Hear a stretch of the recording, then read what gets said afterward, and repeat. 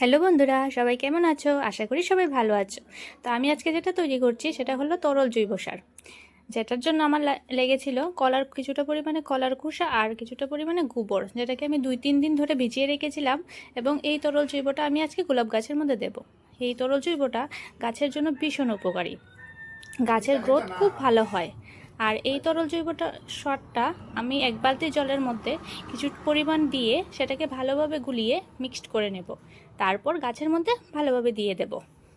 এই তরল জৈব সারটা গাছের জন্য খুবই উপকারী, গাছের বৃদ্ধিতে ভীষণভাবে সাহায্য করে। তো গোলাপ গাছটা আমি কিনে এনেছিলাম, লাগিয়েছিলাম, প্রায় হয়ে গেছে আমার 20-25 দিন।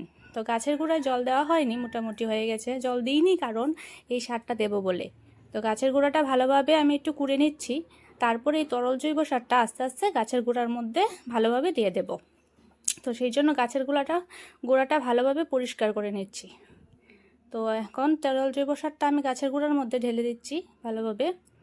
তো সন্ধ্যার সময় আমি আজ ঢালছি, কারণ সন্ধ্যার সময় যদি গাছের গোড়াতে জল দেওয়া যায় বা কোনো খাবার দেওয়া যায় তাহলে ভালো হয়, কারণ তখন সময় রৌদ্রের প্রচণ্ড কিরণ থাকে না।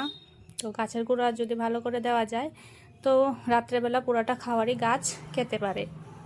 তো দেখো গোলাপ গাছটাতে আমার কি সুন্দর ফুল ফুটে আছে। তো গোলাপটা আমি কেটে নিচ্ছি কারণ যাতে গাছের গ্রোথটা ভালোভাবে হয়।